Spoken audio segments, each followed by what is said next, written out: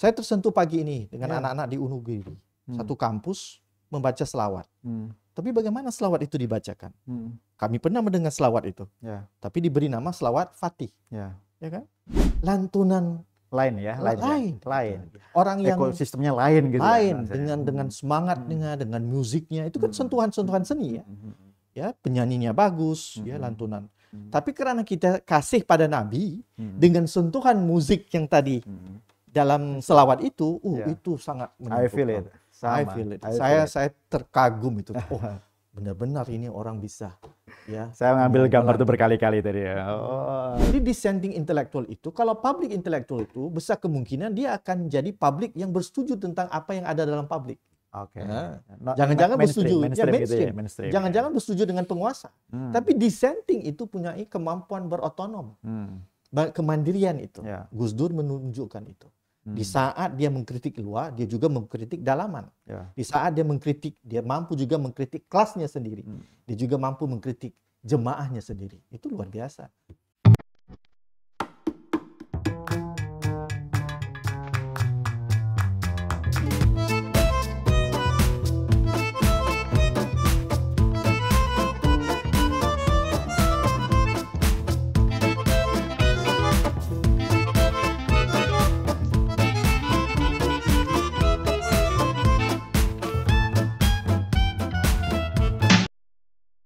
Selamat malam, kembali di program podcast Terus Tumbuh Menjelajah Wacana Menggapai Makna bersama saya Ahmad Anfasul Marom, Wakil Rektor Bidang Kerjasama Riset dan Inovasi Unugiri, Bojonegoro. Telah datang malam ini tamu dari jauh, dari Singapura, Dr. Azhar Ibrahim. Selamat datang, Mas. Terima kasih, Tuan. Sudah berapa hari di sini? Sudah 2 hari dari kemarin. Ya, sampai dan terus pagi ini, dari pagi sampai sore dan sekarang sampai sekarang. Podcast, ya. Terus estafet ya? Beruntung. Iya, terus tumbuh. Terus tumbuh. Terus tumbuh pemirsa. Jadi Dr. Azhar ini adalah dosen senior di Malaya Studies NUS, National University of Singapore. Banyak sekali karya-karyanya. Beliau juga termasuk yang mendapatkan anugerah di Mastera Majelis Sastra Asia Tenggara ya Mas ya. Jadi bisa dibilang Mas Azhar ini salah satu intelektual yang sangat outstanding di Asia Tenggara. Malam ini kita akan ngobrol santai terkait dengan seni dan gerakan kebudayaan. Mas, aku mau mulai dari yang paling ini dulu deh, basic gitu ya. Kira-kira kalau kita bilang seni itu sebenarnya apa? Dalam pandangan Mas Azhar itu apa? Ya. Sebenarnya kalau seni itu kalau kita mau bicara tuh panjang kuliahnya 7 hari 7 malam lah. Ya. Tapi yang paling mendasar dalam seni itu adalah manusia perlukan sentuhan estetis sebagai kesempurnaan kehidupan mereka. Ya. Tak ada manusia yang bisa wujud tanpa kesenian. Seawal dari manusia purba kuno itu sudah terlihat kesenian mereka. Merakam apa yang mereka lalui, kemudian bila tulisan berkembang, merakam apa yang mereka rasai. Kemudian dengan apa adanya lukisan, apa bentuk macam-macam lah. Kesenian yang lain, ketukangan, kesusastraan, manusia merakam dan kemudian mencipta dunia yang satu lagi. Dunia imajinasi. Jadi seni itu sebenarnya terangkum di dalam itu, ya, satu pengalaman manusia untuk estetis, satu sisi peningkatan spiritualitas tingkat kehidupan, satu sisi seni itu adalah ketukangan. Ketukan ya? Ketukangan. Ketukang apa? Bertukang, craft. Crafting. Oke. Ya. Jadi kalau orang itu tidak ada ketukangan, dia tak bisa pasti melalui kesenian yang tinggi. Tapi kalau dia tidak ada spiritualitas kerohanian, isi kesenian itu tidak ada bermakna. Ya, tapi kalau dia tidak peduli pada kehidupan insan sebagai manusia yang berpikir, itu kesenian dia tidak ada makna, tidak terarah. Jadi artinya kesenian itu sebenarnya bukan yang kita anggap hanya sekadar sastra, pahatan ataupun lukisan ataupun apalagi kerja tangan yang lain. kesenian itu sebenarnya ada apa ya, berdenyut dalam kehidupan sehari, guys. Semacam kayak keberpihakan juga gitu ya, Iya, Mas ya. pasti. Jadi kesenian itu peduli juga pada persekitaran kita. Ya. Di satu sisi, kalau kita paham ya, kesenian dari makna borjuis itu milik khas kelompok kelas tertentu. Bisa pergi ke museum, ya bisa ada akses untuk ini, apa ya, yang hebat-hebat lah. Tapi rakyat kecil bukan berarti tidak ada kesenian kan? Ya, itu kalau kita lihat makna kesenian itu luar biasa luas. Cuman kalau tadi saudara menyebutkan tentang keberpihakan itu kan namanya sebagian dari orientasi kesenian itu. Kesenian itu ada yang neutral, ada yang berpihakan, ada yang tidak berselera untuk apa-apa. Sekadar melakukan atas diriku sendiri. Jadi ada ini ya, ada varian ini ya, pasti. variannya. Mas Azhar ini kan bisa dibilang sekolah S1, S2, S3 di Singapura ya. Tapi kemudian banyak sekali menjelajah wacana. Kemudian bukannya menjelajah wacana, menjelajah wilayah-wilayah Indonesia. Sudah di mana saja yang dikunjungi? Oh iya. Mostly yang kemudian terkait dengan kita obrolkan hari ini ya. Iya, lebih banyak padanya kalau di Indonesia ini lebih banyak di Jawa lah. Ya. Ya, di Jawa khasnya Jawa Timur, kemudian pasti Jakarta, sedikit di Sumatera dan sedikit di Kalimantan. Ya, tapi rata-rata saya pikir pengalaman saya ya berkelana di Indonesia itu sebagian dari usaha untuk belajar sebenarnya. Ya, saling membaca dan saling berbagi apa yang sebenarnya teman-teman di Indonesia sendiri sudah menjadi pakarnya. Makanya saya datang sini untuk belajar dengan teman-teman. Memang beda pemirsa, kalau sudah ilmuwan yang bicara selalu ini merunduk gitu ya, proses belajar dan belajar terus. Tapi kita tahu ya, Mas Azhar ini kan banyak sekali yang di istilahnya di kader, kalau kemudian dalam sana ini juga termasuk salah satu murid ya, kalau dibilang ini guru saya, ini cikgu nih. Aduh, terima kasih. Ini guru saya selama saya jadi mahasiswa, dan di Jogja banyak sekali juga yang diajak berproses belajar bersama, mulai dari di saya, kemudian ada generasi yang di Malang, ada juga ada di Surabaya. Nah, saya sebenarnya ingin tahu banyak apa yang kemudian membuat Mas Azhar tergerak gitu ya untuk apa ini juga bagian dari langkah membangun intelektualisme kebudayaan yang ada di diri Mas Azhar atau kemudian di konteks yang lebih global ya. Ya, mungkin seperti anak-anak yang masuk S1, saya tidak tahu ya masuk ke kampus untuk apa. Karena itu sepertinya kita masuk kampus itu karena ya sudah diamanahkan oleh ayah dan ibu ya. Tapi saya alhamdulillah waktu saya pertama masuk itu saya ke jurusan Malay Studies, namanya di tempat kami pengajian Melayu. Dan dari situ saya punya ya saya sedikit lebih dari teman-teman, mungkin saya punya guru yang saya kata bagus lah. Guru itu memandu saya itu. Jadi guru saya itu adalah Profesor Syarudin Ma'ruf, yang kebetulan adalah protege-nya Syed Husin Alatas. Jadi saya di awal tahun 2, 3, dan 4 itu sudah dibina itu. Itu kalau dipanggil academic grooming itu. Bukan sekadar student yang mengambil mata kuliah, lulus. Jadi saya sudah dari awal itu sudah mau dibentuk oleh seorang guru ini. Itu juga kemudian Mas Azhar coba academic grooming di kalangan teman-teman. Ya, mentoring itu mentoring kan, itu mentoring ya. Jadi mentoring. Jadi kalau kita tahu teman-teman, Profesor Husin Alatas adalah pendiri Malay Studies itu. Dan ethos dari akademik beliau itu adalah reconstruction of society. Jadi perlu ada ilmu yang dibangun di kampus untuk mencerahkan, membangun masyarakat. Ya, menyinggung persoalan ideologi, mengangkat persoalan masyarakat, ya, menyinggung hal-hal yang tidak beres dalam masyarakat. Jadi kita sudah dari awal itu terpanggil untuk melakukan sesuatu. Mungkin pasti ada kekurangan berbanding dengan teman-teman saya yang lain ya. Tapi saya lihat ada satu ruang di saat itu, guru-guru saya itu ada yang sudah masuk ke pengajian tentang mitos, ada masuk tentang perkenaan dengan agama, ada tentang syariah, ada tentang sejarah dan sebagainya.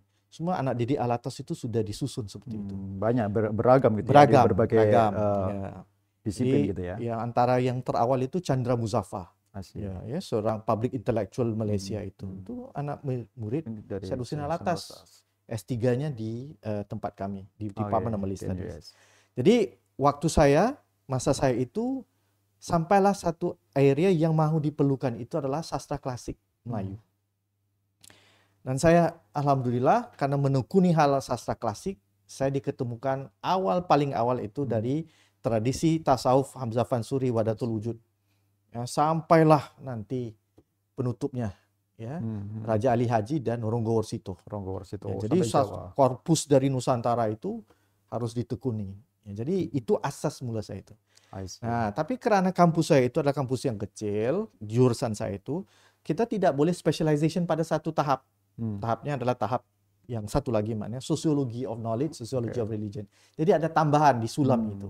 Makanya kalau ditanya kenapa saya ya berkelana ke sana sini, itu sebagiannya adalah mengisi. Itu di satu sisi korpus yang begitu banyak di Nusantara, satu sisi fenomenon sosiologikal yang harus saya tekuni dan itu harus berjalan. Itu tidak bisa dapat dalam textbook. Jadi perlu kemudian untuk menjelajahi daily activity manusia gitu ya, baik di sebutlah di Nusantara itu di Jawa, Aceh, untuk kemudian melihat dalam konteks dan teks yang ada.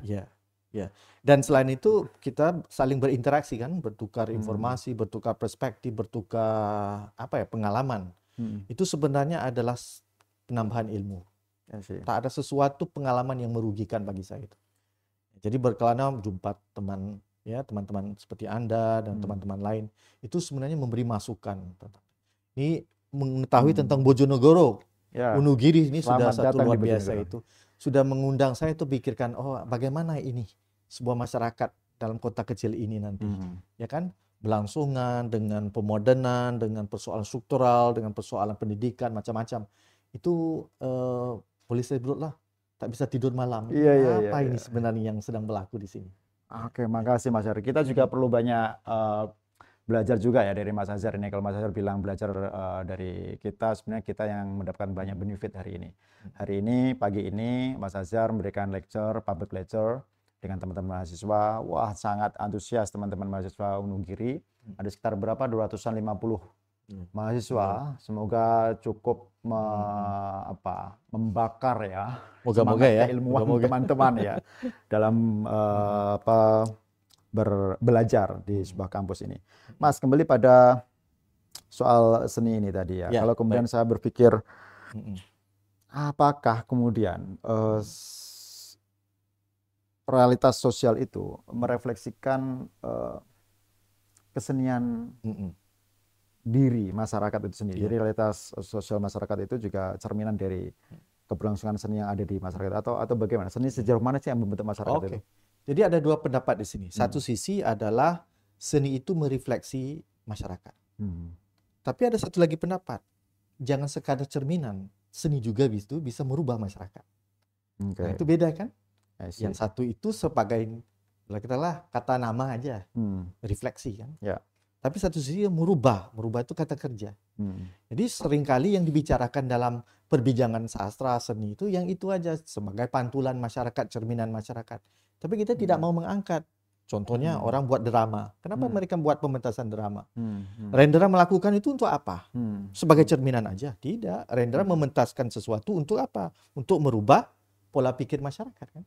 Jadi artinya seni punya tugas untuk merubah menjadi tukul. Tukul ya kerja itu untuk merubah membentuk mengkonstruksi masyarakat gitu ya.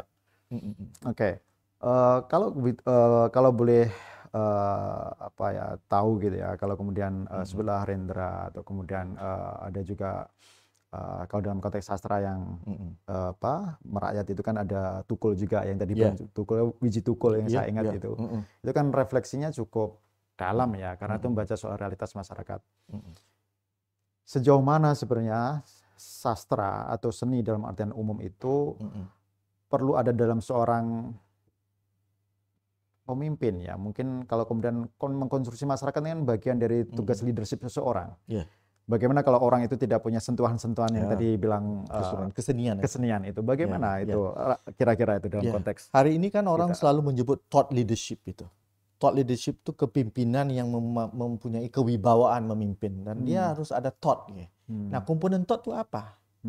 Adakah sekadar punya expertise untuk menjalankan sesuatu pekerjaan? Ya. Mungkin dia bisa dilatih lah dari Harvard Business School gitu. Ya kan? Dia bisa dilatih dari apa macam-macam lah. Tapi sentuhan kesenian itu datang dari mana?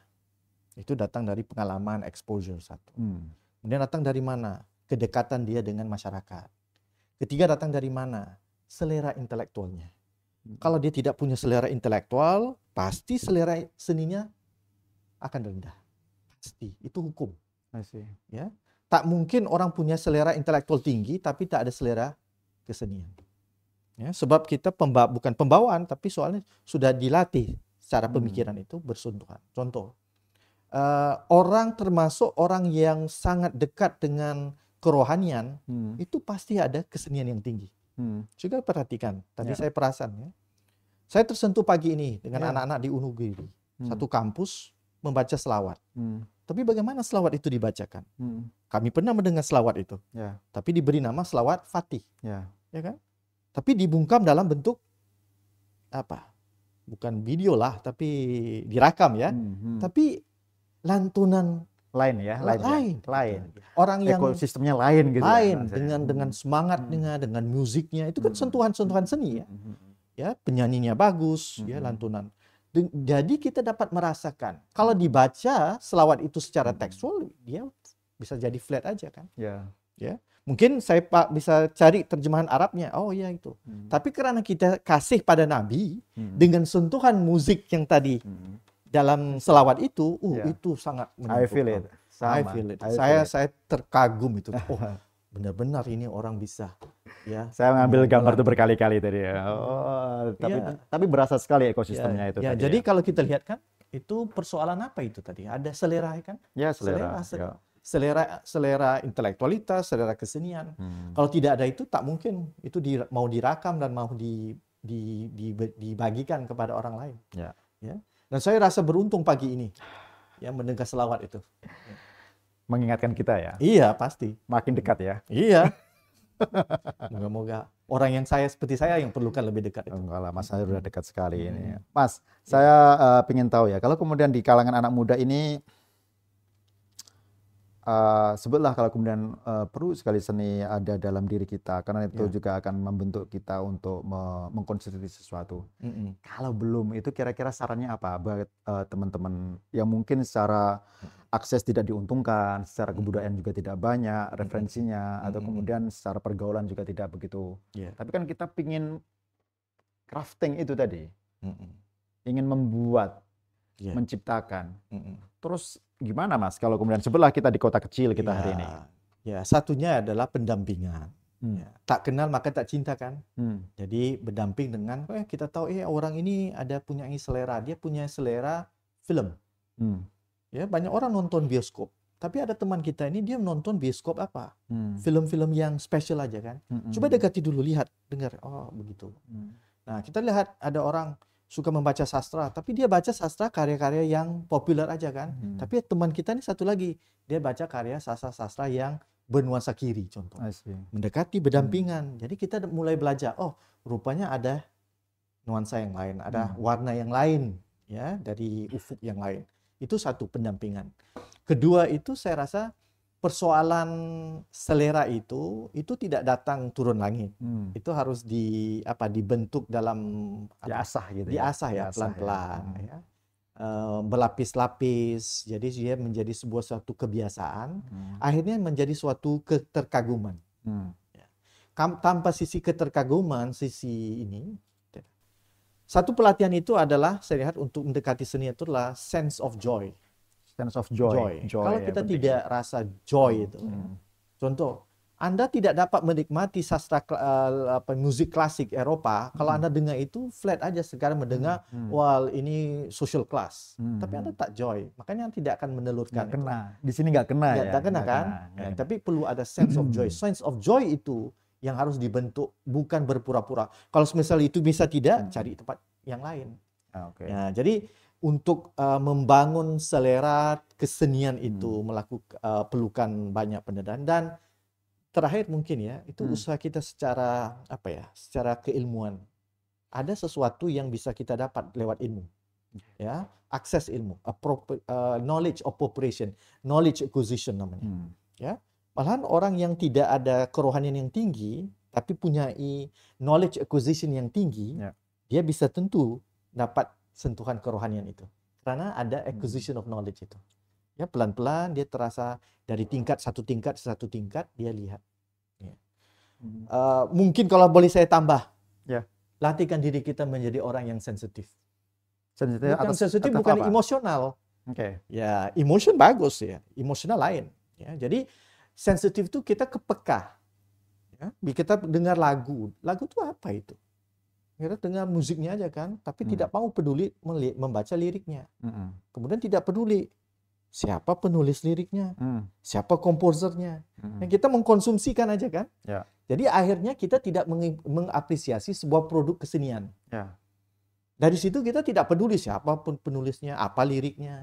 Jadi kalau kita sensitif, itu kita terlatih untuk melihat semua lapisan itu. Apalagi relate gitu ya. Jadi kebangun dengan konteks sesuatu yang sedang terkait.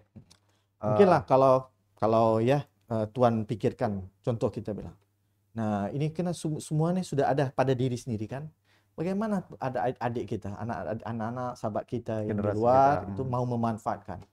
Yang perlunya ada dukungan kan. Bagi siapa yang sudah tersedar perlunya seni, ya sastra ataupun kesenian yang lain, itu terpanggil untuk menyediakan ruang. Contoh kita tanya, ada tak kampus menyediakan ini sebagai contoh? Oh, itu kan menarik untuk dipikirkan. Ya, kalau kampus menyediakan mungkin dapat membantu anak-anak untuk mendekati kesusahan. Ya, contoh ada kampus melakukan malam kebudayaan dan kesenian, ya kan? Ya pasti. Festival gitu ya. Pasti. Gitu ya.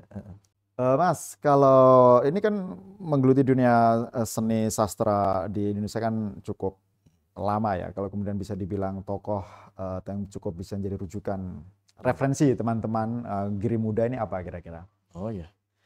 Artinya kalau tokoh itu kita bisa bagikan ya dalam ranah-ranah yang terdomen ya, ranah kesenian, kesusastraan, apalagi pemikiran umum ya kan, ataupun public intellectual lah, ataupun keagamaan dan macam-macam lagi.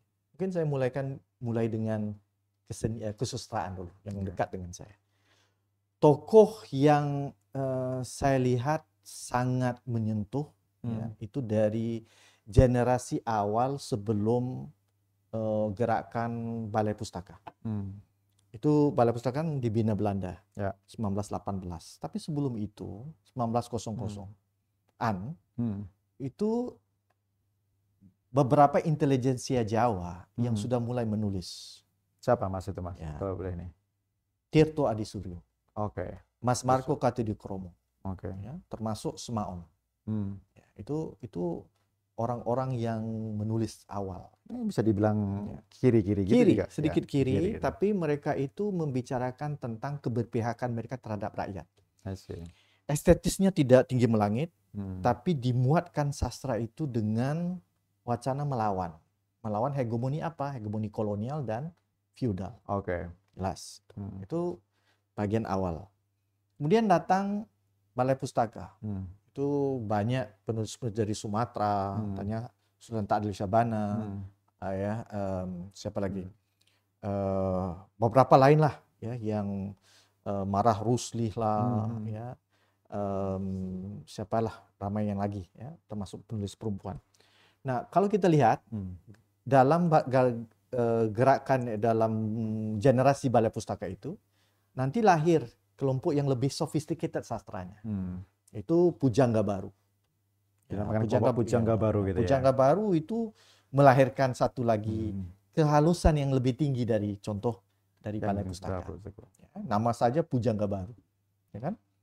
Jadi kita lihat sepanjang pengalaman Indonesia itu, ini sebelum perang ya, sebelum perang sudah diisi dengan tokoh-tokoh yang saya pikir sudah hebat, Ya. sudah ya. Kalau kita pikir dalam global south itu sudah menjanjikan. Datanglah perang dunia kedua. Selepas itu angkatan 45. Ya, antara yang sangat menonjol itu ada 2 tokoh. Ya. Kebetulan yang dari Sumatera. Satu Khairil Anwar, satu Amir Hamzah. Ya kan? Dua-dua puisi terkenal, hebat mereka itu. Ya, itu memberi warna kepada sastra Indonesia modern. Datanglah pula selepas itu ke beberapa kelompok yang bertentangan sama ada dengan ideologi. Ya, ideologi seperti apa ya, yang sedikit kiri seperti Pram dan teman-teman, dengan yang masuk ke lebih humanisme universal seperti Mokhtar Lubis, Gunawan Muhammad dan lain-lain. Nah, kalau mau dibilang tokoh dalam kesusastraan sastra Indonesia ini itu luar biasa banyak. Dan yang paling menarik bagi saya bukan saja dalam hal itu, mereka ini adalah intelektual. Jadi sastra kita itu dari awal dibina bukan untuk menulis, membaca novel atau cerpen atau puisi hanya untuk mententeramkan jiwa, tetapi untuk mencerahkan pemikiran, untuk melawan kerosakan, ya, untuk membantu pencerahan. Jadi sastra kita itu ada sentuhan kesenian, tapi juga ada muatan intelektual dan sosial itu. Nah, Mas, saya ingin Mas Azhar sedikit mengulas sedikit ya, yang kemudian apa yang kemudian dinamakan intelektual itu ya. Mungkin pemirsa perlu tahu juga ya, kalau misalkan bagus itu. Kenapa kemudian disebut intelektual atau kemudian cendekiawan. Atau mungkin dosen juga berbeda gitu kan, akademisi intelektual ini mungkin perlu didedahkan juga ini. Kita buat ginilah ya, satu kesimpulan yang agak sederhana. Seorang intelektual itu tidak semestinya seorang akademisi. Dan tak semua akademisi itu intelektual. Kadang-kadang kita agak terganggu dengan ya label-label ini. Nah, apa itu intelektual? Seorang yang ada kemampuan berpikir, ya, dengan napas laras tinggi, dengan ada misi, ya, pertanggungjawaban, ya, mampu untuk berpikir secara abstrak dan konkret, dan yang paling penting mempunyai 4 ciri ini. Nah, itu menurut Husin Alatas. Pertama, kemampuan untuk melihat masalah yang dihadapi oleh masyarakat. Itu ciri intelektual pertama. Kedua, kemampuan untuk memberi definisi akan masalah itu. Ini masalah apa? Masalah psikologika, masalah agama kah, masalah ekonomi kah? Dia mesti tahu tentang itu. Ketiga, kemampuan untuk menganalisis masalah-masalah itu tadi. Kalau dia tidak ada ilmu bantu, dia tidak bisa menganalisis dengan baik. Keempat, mesti ada jalan keluar. Dia harus mampu memberi jalan keluar. Solutif ya. Kalau ada 4 ciri ini, orang ini bisa disebut sebagai seorang intelektual. Kalau dipakai dengan tafsiran Paulo Freire, ditambah satu lagi, bahwa orang yang intelektual itu turun ke padang untuk menyebarkan pendapat-pendapat perspektif yang tercerah. Nah, itu kan kalau saya tambah jadi Husin Alatas tambah Ferrian. Ya, itu kalau mau kita pakai takrif definisi seorang intelektual itu. Nah, orang yang terpelajar seperti saudara dan saya, contoh kita bukan terpelajar dalam pengertian kita ngaku kita terpelajar, kita dididik dalam institusi pendidikan tinggi. Secara teknis kita dipanggil intelijensia. Tetapi belum tentu intelijensia itu yang berfungsi. Tetapi kalau kita dilatih dengan formal, keluar dalam masyarakat dan mampu berfungsi, makanya disebut intelijensia yang berfungsi. Jangan-jangan kita hanya lulus dapat ijazah, ya sekadar nggak berdampak gitu ya. Gitu aja. Ya. Mas, kalau ini kan mumpung kita di Unugire ya, saya ingin banyak tahu kalau kemudian kategori intelektual itu kan cukup mempunyai peran dan dekat dengan masyarakat karena dia menjadi bagian dari perjuangan ya, ide-ide perjuangannya. Siapa kalau kemudian ini kan di UNU ya, Universitas Nahdlatul Ulama. Ada nggak sih tokoh yang menurut perspektif atau Mas Azhar bilang tadi dari Nahdlatul Ulama untuk kemudian bisa dijadikan rujukan teman-teman UNU Giri atau Giri Muda sebagai uswah atau prototipe tokoh itu, figur itu. Baik, Mas. Mungkin kita mulai dengan intelektual yang punya kemampuan sebagai spiritual guidance. Pasti Hadratus Syekh. Hadratus Syekh Hasyim Asy'ari. Ya, Hasyim Asy'ari. Itu intelektual yang bisa panutan lah ya, dia ikutan. Kemudian kita cari pula intelektual yang masuk dalam ruangan tak semestinya dari nasab Nahdlin ya, ya mungkin dari luar juga. Itu yang berpikir mungkin berdapat pendidikan sekolah Belanda, tapi mengurusi hal keagamaan dengan sangat tuntas, dengan baik. Yang menjadi spiritual father pada yang lain juga. Cokro Aminoto pasti. I see. Ya kan? Itu dari awal dia sudah memikirkan tentang bagaimana menyusun sebuah masyarakat yang merdeka tetapi dengan ekonomi yang bernuansa rakyat. Maka dilahirkan Islam dan sosialisme oleh Cokro Aminoto. Nah, kita lompat pada zaman yang lepas merdeka, lepas ini. Saya rasa banyak yang boleh menjadi panutan, cuman kita tidak memberi premium kepada intelektual. Karena kita pikir intelektual itu tinggi melangit. Saya ambil satu contoh. Ya, yang sangat dekat dengan Nahdlin itu pasti Gus Dur.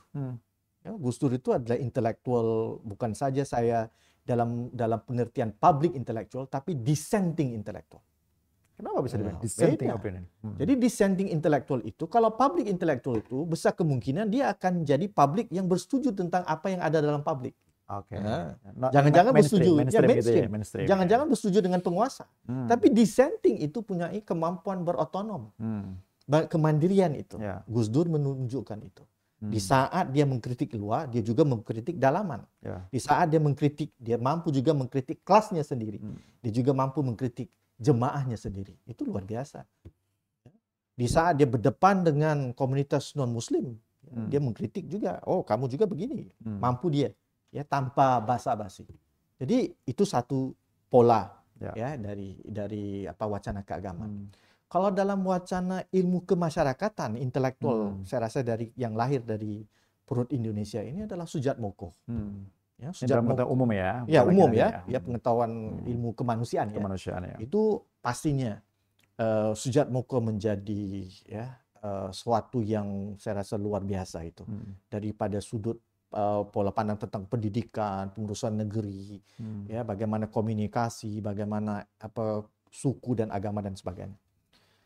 Kalau dalam dunia kesusastraan, saya rasa banyak dan saya pilih dari dua kubah yang berbeda. Apa aja tuh kubahnya? Ya, kubahnya satu universal humanism, I see. Satu universal socialist realism, satu Pram, dan satu Moktalubis. Itu kalau dibaca secara barengan itu luar biasa. Nah, jadi kan ini semua lelaki kan? Oh, tak adil juga. Ada intelektual perempuan. Siapa mereka itu? Nah, ada seorang ibu dari UI, orang yang pertama mengurusi sebuah kampus tentang ilmu kemasyarakatan. Tuti Herati. Ya, betul-betul Herati itu. Nah, kalau yang lebih Islami pasti lebih banyak kan? Sudah Mulia dan sebagainya. Jadi dari ranah Indonesia ini aja saya berani ngakui itu tak cukup tak cukup tangan untuk kita bilang. Saking banyaknya gitu. Saking banyaknya itu. Jadi panutan. Mungkin kalau dunia anak muda lah yang mungkin ini semua bapak-bapak tua-tua. Yang muda-muda siapa? Siapa itu? Nah, mungkin bisa cari atau mungkin mereka sendiri menuju ke arah itu. Karena intelektual ini adalah suatu usaha pembangunan yang berterusan, terus tumbuh, berkelanjut, terus tumbuh. Ya, itu yang saya rasa kita perlukan hari ini. Terima kasih Mas Azhar sudah bergabung di podcast Unugiri. Ya, dengan senang hati. Saya Ahmad Anwar Sumarom, Wakil Rektor Bidang Kerjasama Riset dan Inovasi Unugiri Bojonegoro. Kita akan bertemu lagi di podcast selanjutnya. Terus tumbuh, menjelajah wacana, menggapai makna. Wallahul muwaffiq ila aqwamit thoriq. Wassalamualaikum warahmatullahi wabarakatuh.